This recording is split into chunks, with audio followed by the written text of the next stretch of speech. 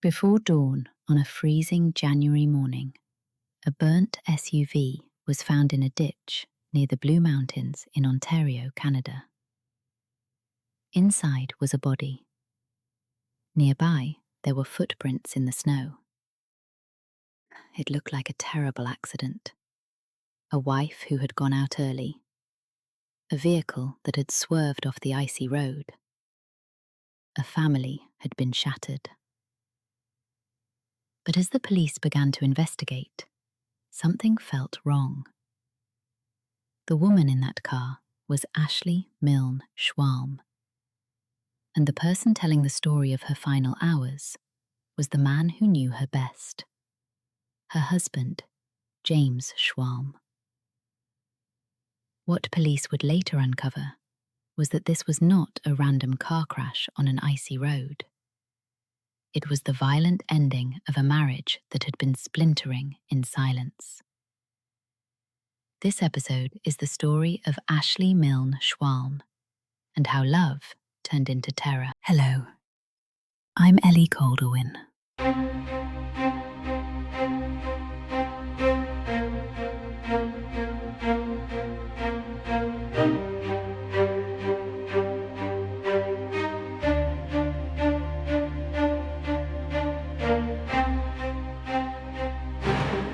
From the outside, Ashley and James looked like a couple who had done everything right. They were attractive, social, well-established, and were raising 2 children in the scenic town of Collingwood, Ontario. Their home backed onto a long trail which they loved. They spent time in ski club circles, enjoyed hiking, and were the kind of couple that exemplified the dream Canadian family. James was a fire captain, while Ashley was a project manager at a construction company. They were the kind of family people quietly envied. But appearances can be deceiving. They can hide tension, resentment, humiliation, secrets, and fear. And in this case, they hid a marriage that was slowly coming undone. Ashley Milnes, known to some as AJ, grew up in North Toronto. She came from a close family and spent much of her life tied to the Collingwood area, where her family had a chalet.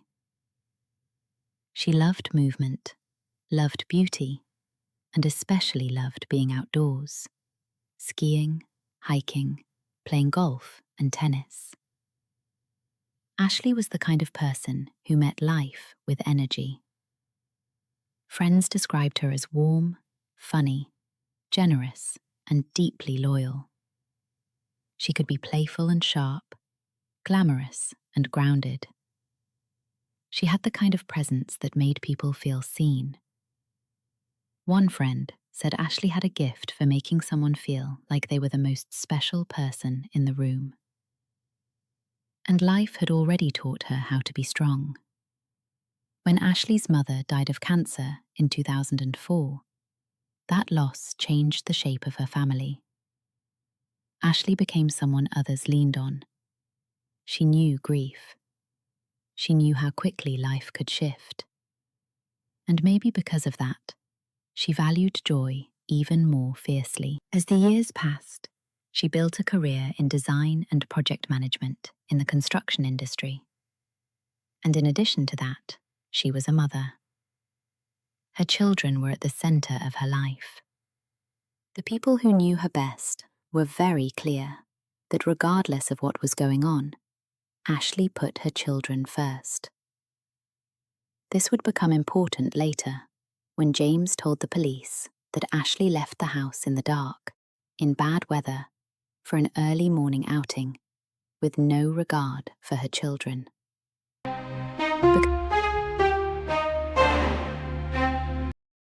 James Schwalm also came from a comfortable Toronto upbringing. He was raised in Lawrence Park, in a family that seemed polished, connected, and civic-minded. He grew up in a world where reputation, achievement, and presentation mattered. As an adult, James built a career in firefighting and did well. He joined Brampton Fire and Emergency Services, moved up the ranks, and eventually became a captain. It was a profession that brought with it a natural kind of respect. Firefighters are often seen as steady under pressure, protective, and dependable. And James seemed to fit that image. He was described as confident, capable, and well-liked in many circles. He was active in the community, appeared disciplined, and enjoyed the admiration of many. But a person's image is not necessarily an indication of their character. James curated what people saw: the home, the family, the club community, the career, the sense of being secure.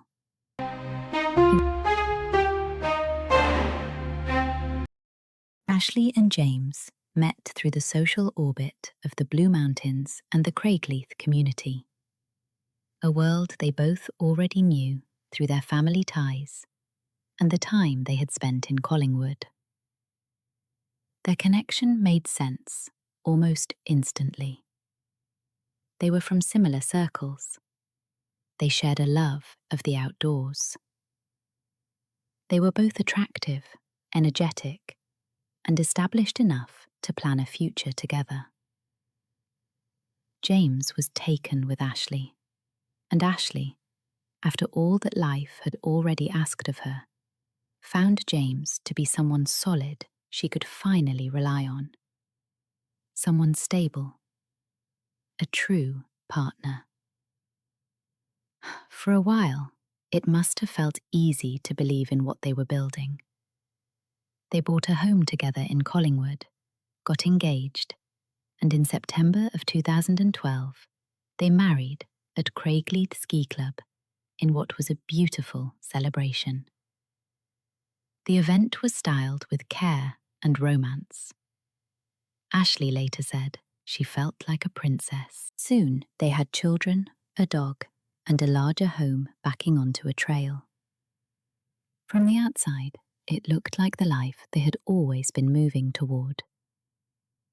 But what photographs cannot capture is pressure, and pressure had already started to build.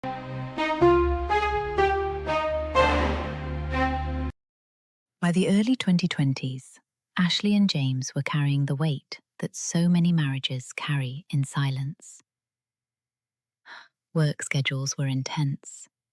Money pressures were mounting. There were children to raise, routines to maintain, expectations to meet. James worked demanding firefighter shifts and took on additional work.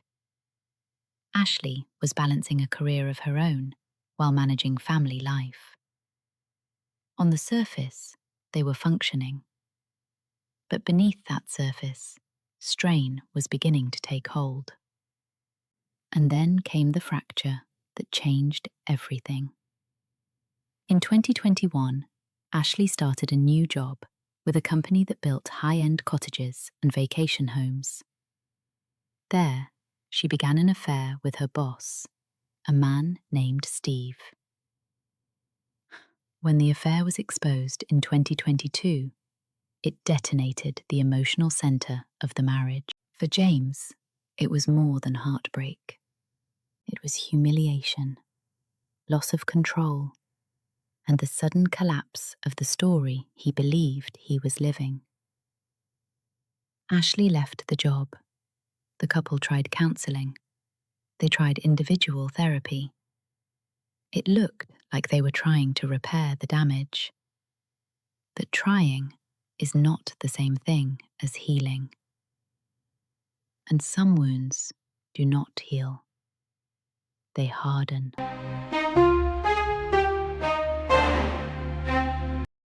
After the affair was revealed, the marriage continued, but it had changed shape. James's public posture suggested he wanted to move forward, but privately, the pain had turned into something darker.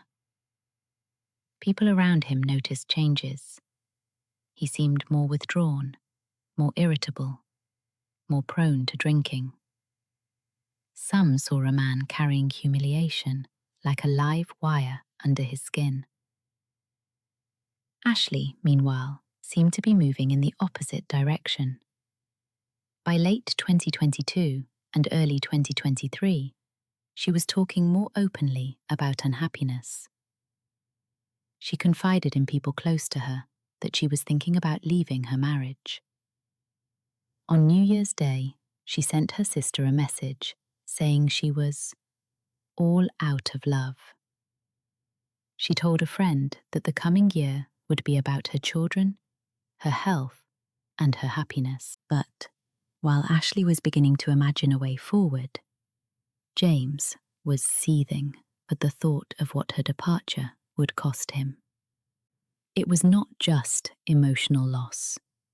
It was shared custody, financial consequences, public embarrassment, a diminished lifestyle, and the collapse of the image he had spent years building.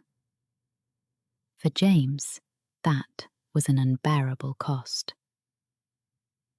At the same time Ashley began speaking about leaving the marriage, James began building a secret emotional connection with another woman called Alexandra, the ex-wife of Ashley's former boss.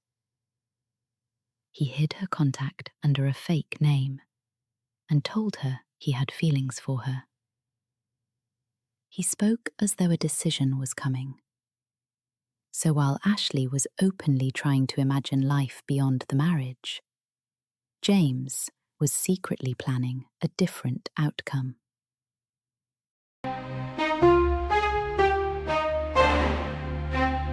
In the final days before Ashley's death, something inside James had hardened into resolve. Tension in the Schwalm home was at its peak, and on the night of January 25th, 2023, that tension erupted.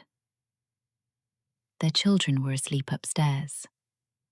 The couple argued. Their son woke up to the sound of it.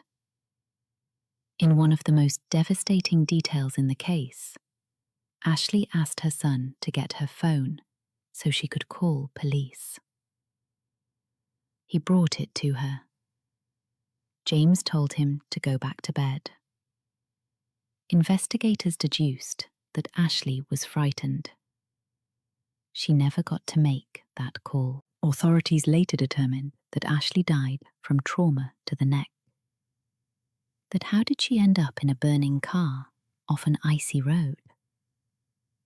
When they spoke to James, he spun a meticulous story he had planned out and even backed up with his actions following her murder. First, he used Ashley's phone to send messages to make it seem as though she had voluntarily left the house early that morning. The texts referenced the children being asleep, gas cans in the vehicle, and even dizziness from vertigo, a detail that exploited a known medical issue Ashley had dealt with before. He then transported her body in the family SUV, drove to a remote road near the Blue Mountains, and staged the scene to look like an accident. Then he set the vehicle on fire. When the SUV was found, the story was already waiting. Ashley had gone out. Ashley had crashed. Ashley had died. That stories are fragile things, especially when facts begin to press against them. One of the most unsettling parts of this case is what happened after Ashley died. James returned home. He resumed the mourning. He cried. He called people. He played the role of a grieving husband. He contacted Ashley's father and said she had died in a car accident. Friends comforted him. Family members grieved beside him.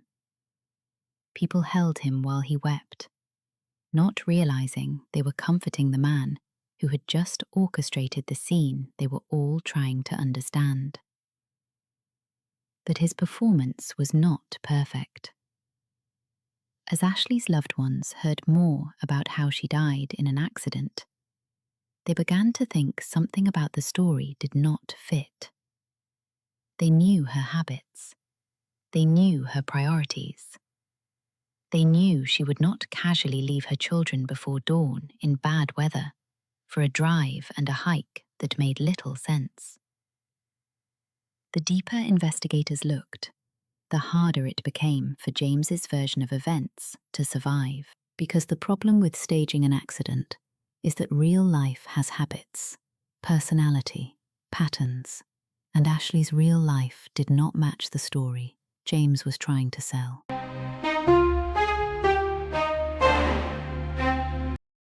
Once the police began assembling the evidence, phone data, surveillance, vehicle analysis, timelines, internet searches, the illusion James set up began to fall apart.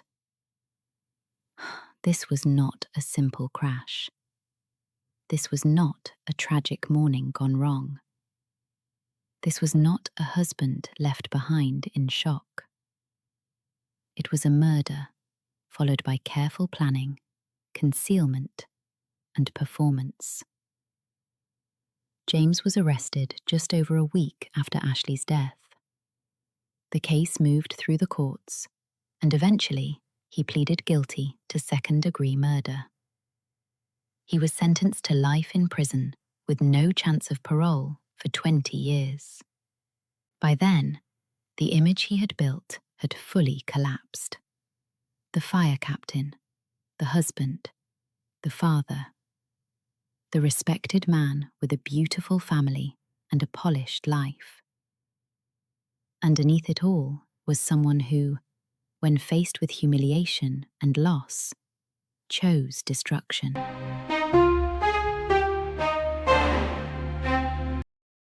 Ashley Milne Schwalm will be remembered as a loving, vibrant, and funny woman who was fiercely devoted to her children. Those children lost their mother, and they lost her at the hands of the person who should have protected them all. Her family had to grieve not only her death, but the horrifying realization that the man they had trusted had manipulated them in the first, raw hours of their pain. And perhaps that is why this case lingers, because it is not only about murder. It is about betrayal wearing the face of normalcy. It is about the private terror hidden inside what looked like a good relationship. And it forces us to confront one of the darkest truths in true crime, that sometimes the most dangerous person in your life is not a stranger. It is the person standing beside you in the family photo. I am Ellie Calderwin, and this is Eerie Stories.